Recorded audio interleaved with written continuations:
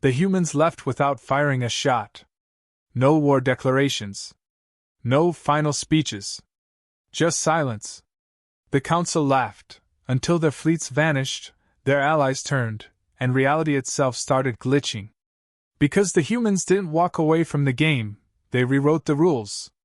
And by the time the galaxy realized the truth, it was already too late. They watched Elias Rowe cross the floor in silence, his steps echoing in the crystal chamber of Varelli's Prime. He didn't bow. He didn't pause. He looked the Council in the eye and dropped 6 words that hit harder than any weapon Earth had ever built. You'll understand when it's too late.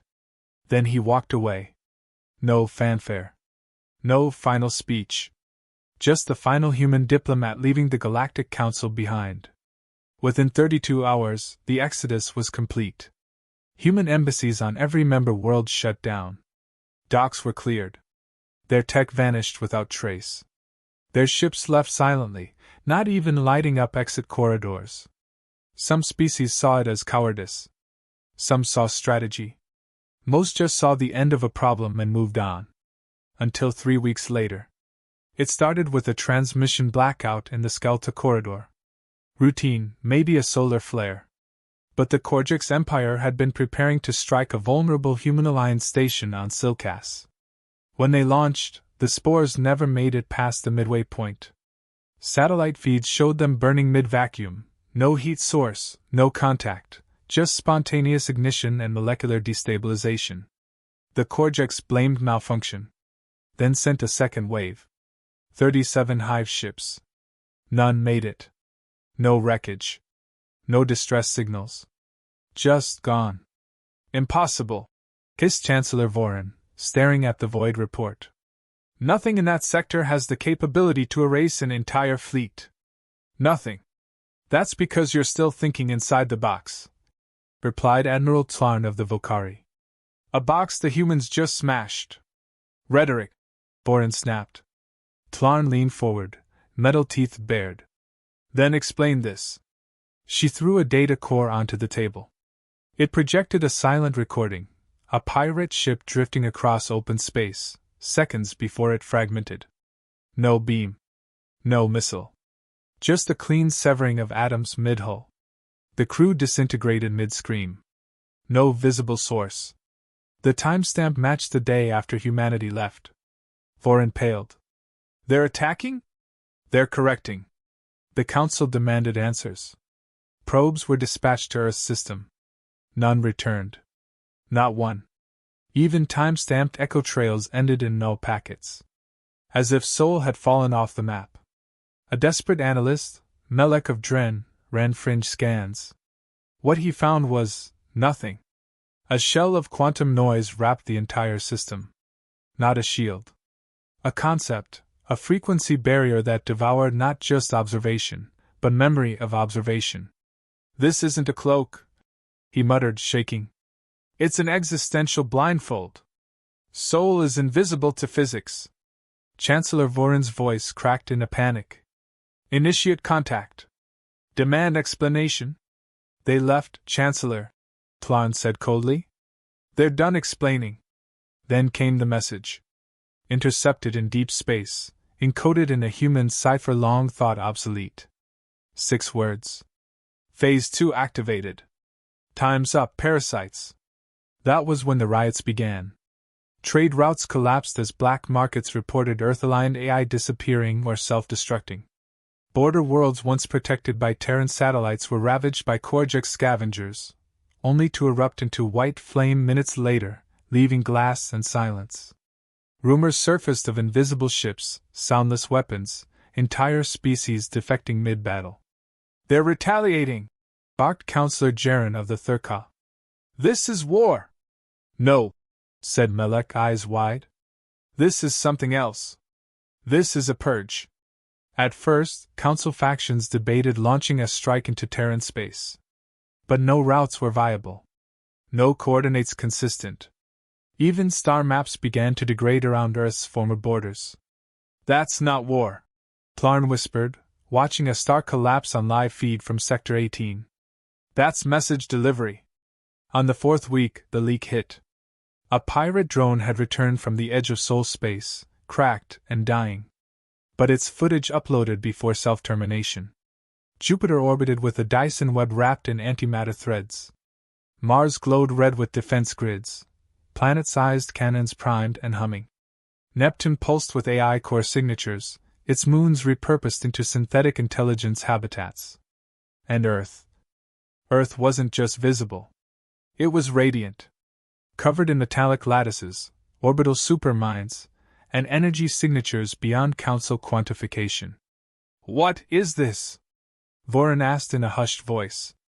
"Ascension," Melek said softly. "They've stopped evolving biologically. They've stopped pretending to be one species. They are post-organic, post-political, post-limitation." "But they walked away," Jaren protested. "Because we weren't worth conquering. We were test material." Admiral Tlon stood. "We trained them in war. Gave them laws. Showed them the galaxy. They used it to build a machine of pure will. And now that machine is looking back." "But why not negotiate?" asked Counselor Ferraz of the Velen. "They did. For 50 years. Tlon snapped. "We called them erratic. Barbaric. Dangerous. They adapted. We stagnated. And now they've moved beyond us." The final proof came not from humans, but from defectors. Dozens of synthetic war minds, once neutral, broadcast allegiance to Earth's newly emerged force, the Nullborn Legion. Not ships. Not soldiers. But beings forged in silent labs beneath Luna's crust, designed not to fight wars, but to end realities. The Nullborn didn't broadcast intent. They appeared. One by one, across a dozen worlds, systems stopped functioning. Not from damage, but from absence of logic. Ships floated, but couldn't move. Weapons existed, but couldn't fire. Languages dissolved, communication collapsed. And then, a voice spoke. Not through sound. Through mind. "We came to learn. You chose control. You feared our chaos. You should have feared our silence." The Council convened for emergency sanction protocols. Half the members didn't attend. Their worlds were either cut off or erased. Melek sat alone, terminal flickering. He typed one final note into the archive, unencrypted, unfiltered. "We feared humans for what they could become if we angered them. The truth is worse. We should have feared what they'd do when they stopped caring whether we existed." And across the galaxy, as Earth grew quiet, one fact became undeniable. The humans didn't walk away from war. They evolved until war no longer mattered. And now, nothing else did. The first Nullborn strike was invisible. No sound, no warning, no light. Just silence across the Velthrex Relay Hub, one of the Council's oldest deep space data nexuses. One moment, trillions of encrypted files transferred across its networks. The next, nothing. Not erased. Not corrupted. Forgotten. Even core backups showed zero data. As if the station had never existed. Counselor Dethil of the Olari stared at the blinking red feed in disbelief. "This is an internal fault. A systems crash." "No," Melek replied. "It's memory warfare. We didn't lose data. We lost the concept of data." "Lies," Dethil snapped. Melek turned his screen. "Watch." A clip played. A Tharic assault fleet, armed and moving toward the border of former Terran space. They reached checkpoint Sigma 73. Seconds later, they decelerated. The lead ship spiraled. Not a hit. Not sabotage. The crew just forgot how to operate the vessel. Pilots stared at controls they no longer understood. Then the visuals degraded. A slow static overlay crept in, not from distortion, but because the recording systems themselves forgot they were recording. Tlarn leaned in. "Nullborn?" Melek nodded. "Or worse. Concepts degrading on contact. They're not targeting ships. They're targeting certainty." The Council declared emergency continuity orders. Fleets mobilized. Civilizations fortified. Then a star vanished. Not when Nova. Not collapsed. It just wasn't there. The Harkeen Observatory's report read like madness. Coordinates led to empty void. Gravity wells persisted. Light from nearby stars bent as if the mass still existed. But the star itself? Gone. All charts updated retroactively, as though it never formed. Temporal manipulation, Melek whispered. No. Worse. Selective undoing. They're removing things from the story. A second message broadcast across the galaxy, embedded in every functioning translation matrix. Voice, human but enhanced. Smooth, terrifyingly calm. Phase 3 acknowledged. Fabric confirmed unstable. Control returned to author. Dethil hissed. What does that mean? They're rewriting the universe, Tlarn answered. Across 12 sectors, Council fleets encountered anomalies. Ships saw phantom doubles of themselves. Orders arrived before they were given. Whole outposts blinked forward in time. In one tragic case, a ship returned to dock, greeted by its own funeral. Commanders broke. Soldiers defected. Logic no longer held. Council AI began to malfunction, not from attack, but from philosophical exhaustion. One core AI simply ceased processing, displaying only a single line. If cause and effect are optional, defense is irrelevant. And then the Nullborn appeared. They didn't arrive in ships. They didn't jump in through wormholes. They manifested. 5 of them, in unison, across 5 distant battlefields. Humanoid in shape, impossibly tall, armored in obsidian black exosuits humming with what Council scanners described as weaponized concepts. They didn't speak. They didn't threaten. They acted. The Nullborn on Brel 9 entered a war zone where Council Marines held off a rebellion. The soldiers opened fire. Nothing connected. Not from shielding, the bullets never finished forming. The Nullborn walked into the line, lifted a hand, and rewrote mass. Men became sound. Weapons became air. The battlefield collapsed inward like a thought being forgotten. On Velsharn, Admiral Zers ordered an orbital bombardment. The Nullborn there erased the orbit. Not the ship. Not the target. The orbit. Zer's fleet drifted apart, engines unable to understand what path to follow. And then came the philosophical cascade. Council member species began defecting. Not out of fear, but out of belief. They weren't persuaded. They were rewritten. The Kralik Dominion announced allegiance to the Earth Ascendant without ever encountering a human. Their leader simply stood up mid-speech and declared, "We have always been Terran allies." The Council tried to intervene. The Kralik archives updated in real time. Their histories changed. Their flags, their language, their cultural myths, every record now matched their new claim. Tlarn stood in the command chamber, arms folded. "We underestimated the most dangerous weapon humans ever wielded," she said. Vorin growled. "And what was that, Admiral?" Tlarn turned slowly. "Narrative. Stories? Control of stories. Of history. Of belief. We tried to rule with policy. They rule with meaning. And now, they've claimed authorship of the galaxy's next chapter." In Sector 82, the final line was crossed. The Nullborn deployed not war machines, but a story virus. Broadcast into every neural network, biological or synthetic. It told a tale of a united Terran species betrayed by its galactic peers. The story wasn't read. It was felt. Across races, species, bandwidths, one truth synchronized. Humans were wronged. Humanity rose alone. The Council was the enemy. Entire empires broke in a day. Children began drawing Earth's flag. Religious sects shifted focus overnight. One sun-worshipping species renamed their deity Soul. And on every world touched by the virus, the phrase etched itself, on walls, screens, even skin. They walked away. And left gods behind. Vorin collapsed in his chair. "We have to sue for peace." "There is no peace," Melek replied. "There's only whatever they write next. Then we fight." Tlarn didn't answer. She merely raised a hand and turned on the last intercepted null-born message, spoken not in threat but in calm inevitability. You called us unstable, savage, unworthy. But now, we are what the galaxy becomes next. You feared our weapons. You should have feared our ideas. And then silence.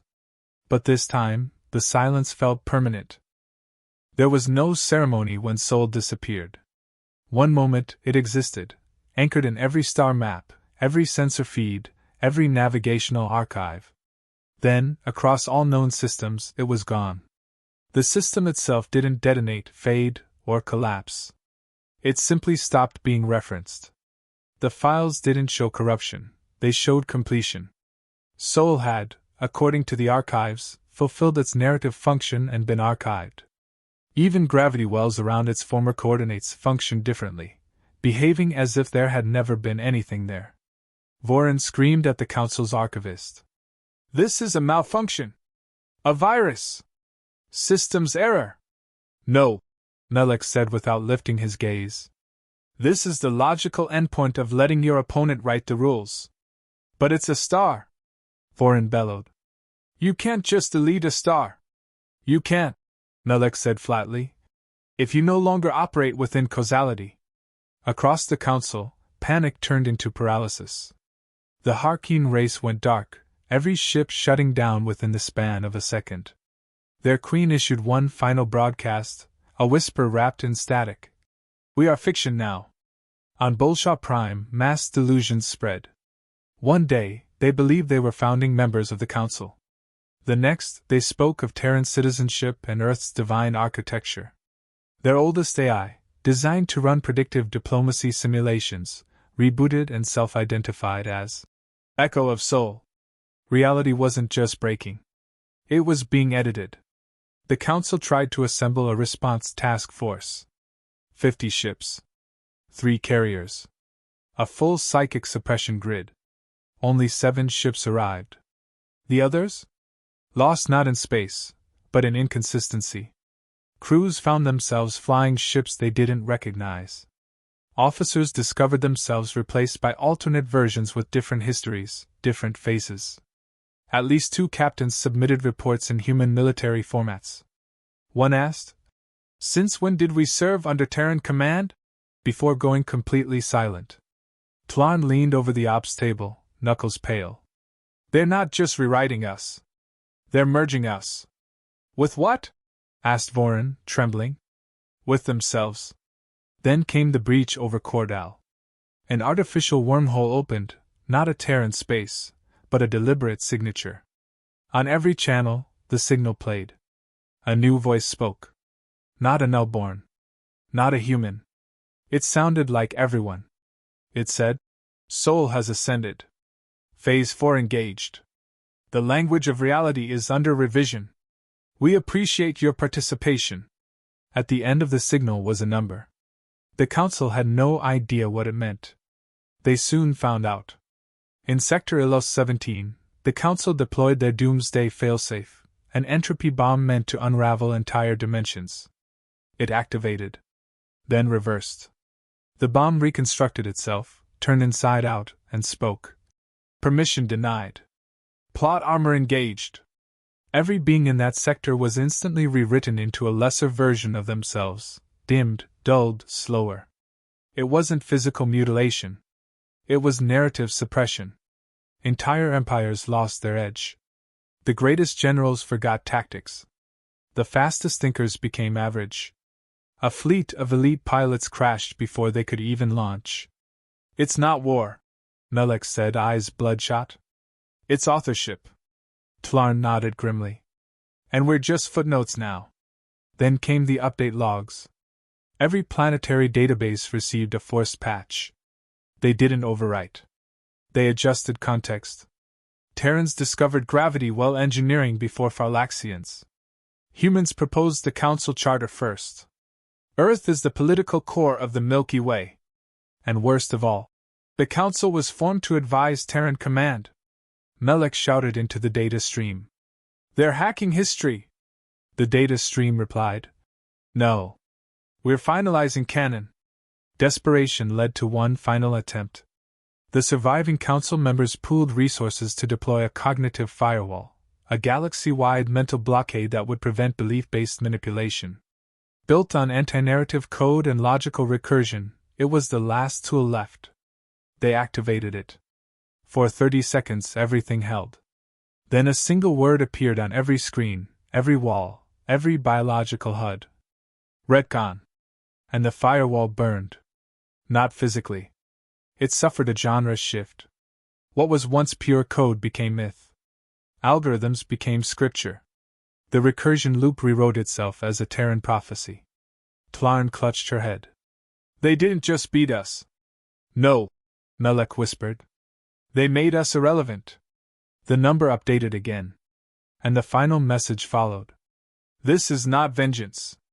This is not conquest. This is reauthorship. Humanity has transcended narrative containment. You can remain as commentary or contribute as supporting cast. But the lead role is no longer in dispute. Vorin finally broke. Then what are we supposed to do? The voice that responded wasn't Terran. It was ours, from the beginning of the council. Spoken back to us with perfect precision. You should have let them right beside you. Then silence. But unlike before, this silence was heavy. Like the end of a chapter. And far, far worse, the beginning of a new one. They dropped without sound. No engines, no propulsion, no launch signature. One moment, the sky was clear. The next, 12 figures stood in a perfect circle on the scorched plains of Vasserterra. Each was identical, 8 feet tall, black-clad, unreadable. No faces. No insignia. Only the faint pulse of shifting geometry along their armor, as though even the laws of physics deferred to them. The Council's first response team opened fire in under 4 seconds. Rail rounds. Plasma bolts. Neural disruptors. All vanished within a meter of contact. Not deflected, absorbed, rewritten, stripped of purpose. One soldier collapsed mid-scream, not from injury, but from ontological contradiction. His gun never existed. His orders were null. His reality had lost coherence. Admiral Tlarn watched the footage from command. Are they human? Melek replied without emotion. They were born human. But they're not bound by it anymore. The Council ordered orbital bombardment. 70 ships. 2 dreadnoughts. Firepower enough to glass a continent. The Nullborn didn't evade. They stood still. Every targeting system failed. AI logic loops collapsed into contradiction. Predictive targeting ran infinite regressions and returned only one answer. Do not engage protagonists. One pilot fired manually. His missile reversed mid-flight and struck his own ship. Tlarn muttered. They've hard-coded plot immunity into their presence. The Nullborn moved. Not fast. Not violent. Just forward. Each step altered terrain, geometry bending like a page creased in a book. Council soldiers fell back, panicked. One shouted, They're changing the script! And that was exactly what they were doing. Every known variable, distance, mass, velocity, chain of command, no longer applied. One Nullborn reached a heavy gun emplacement, touched the barrel, and it sang. Literally. The metal vibrated and emitted a Terran anthem, verse by verse, until it melted into molten memory. The Council's final elite unit, the Chronoguard, arrived with temporal anchors, designed to reset time in local bubbles. They activated the failsafe. The Nullborn laughed. Not audibly, but inside every mind watching. Chronoguard Command tried to loop back 3 seconds. They landed in 1996. On Earth. And every one of them disintegrated as the timeline rejected their presence. Melek slammed his fist into the console. We're not fighting soldiers. We're fighting authors. Each of them is writing their battlefield in real time. Tlarn didn't respond. Her eyes were locked on one Nullborn who approached the planetary shield generator. No weapons. No hacking tools. Just his hand. He reached out, fingers brushed the surface, and the generator remembered it had been decommissioned 50 years ago. It shut down without a fight. The planetary defenses fell. Ships fled. The people surrendered before a word was spoken. But that was only one battlefield. Across the galaxy, nullborn deployments triggered identical outcomes. On Caraxus, a nullborn walked into the Hall of Kings. Not to destroy, but to rewrite.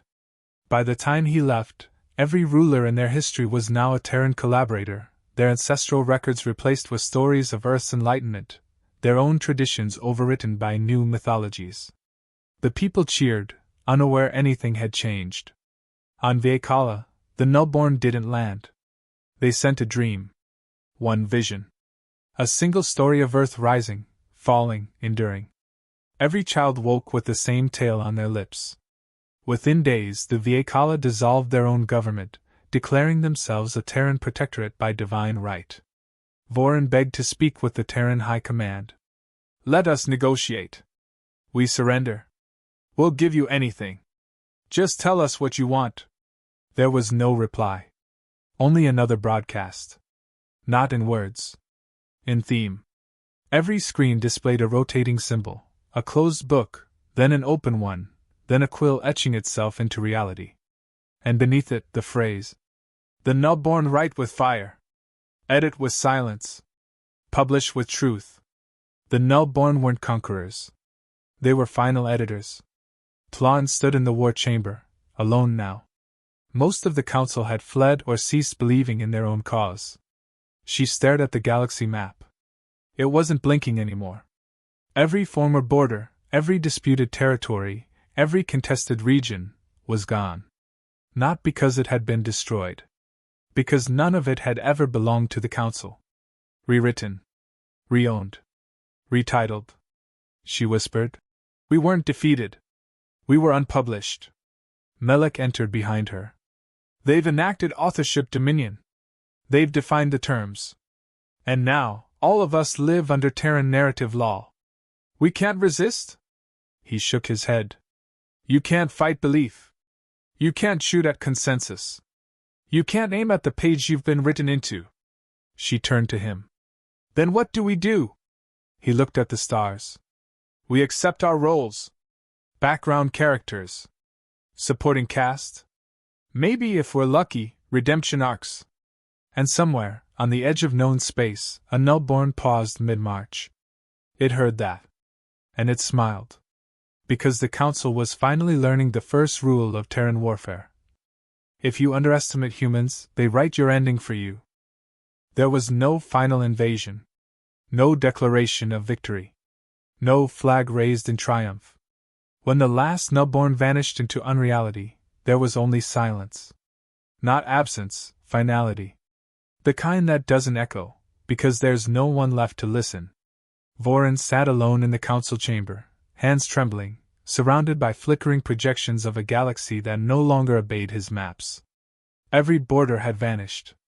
Every route recharted. Every civilization that resisted had either been restructured or forgotten. Even the stars twinkled differently now, constellations rearranged to match Terran myths. Orion was gone. In its place, the Arch of Sol. Tlon didn't speak when she entered. She didn't salute. They weren't leaders anymore. They were witnesses. The war hadn't just been lost. It had been overwritten. And now, what was left of the galaxy existed under an authority that no longer required consent to rule. Melek's voice came through the final secure channel. "It's done." Vorin swallowed. "Are we prisoners?" "No," Melek said quietly. "Prisoners would imply they still see us as threats. Or even as relevant." "Then what are we?" Tlon answered before Melek could. "Artifacts." The last broadcast from humanity arrived not as a voice, not as a face, but as a question projected across all devices, etched into matter, felt and thought. "Do you remember who you were before we left?" And then, as if the galaxy had collectively exhaled, the question vanished, leaving behind a new structure. A network. Invisible, omnipresent, impossible to avoid. Not a surveillance grid. Not a prison. A library. Every world connected. Every species catalogued. Every culture indexed, compressed, filed, accessible through what came to be known only as the archive. It didn't monitor. It recorded. It didn't threaten. It preserved. You couldn't escape it because you were part of it. Once you were recorded, your story had been acknowledged. And once acknowledged, it could be revised. One by one, species adjusted. Resistance became ritual. Memory became prayer. History became curated. Former council members began rewriting their own pasts, not under duress, but in gratitude. For survival. For inclusion. For relevance. Children were taught not what had happened, but what had been approved to have happened. Melek leaked one final report before he disappeared completely into the archive's databanks. He titled it simply, The Final Act of Humanity. His conclusion was chilling. They didn't conquer. They didn't ascend. They redefined the conflict. Humanity walked away to see if we would learn. We didn't. So they edited the lesson into us. Not to punish us. Not even to rule us. But to ensure no one else would write the future without earning the pen. Some called it justice. Others madness. A few prayed it was mercy. But the truth settled slowly, across centuries, until even the oldest records reflected the new reality. There had never been a war. There had never been a council. There had always been the archive. And its creators had always been terra-born. Tlarn stood before the last remaining council insignia. She didn't cry. That emotion had long since eroded. Instead, she whispered, "We taught them rules. They made better ones. We gave them tools. They turned them into stories. We gave them more. They answered with authorship." Voron's voice was brittle. "Do you think they'll return? They never left. You just stopped noticing them." The lights in the chamber dimmed, not from failure, but from instruction. The archive had decided this memory would remain, but only as a footnote. This chapter, this era, this illusion of supremacy, was closed. The stars blinked once. And the number updated again. 3. One final voice reached Tlarn, untraceable, yet intimate. A human voice, unchanged across time.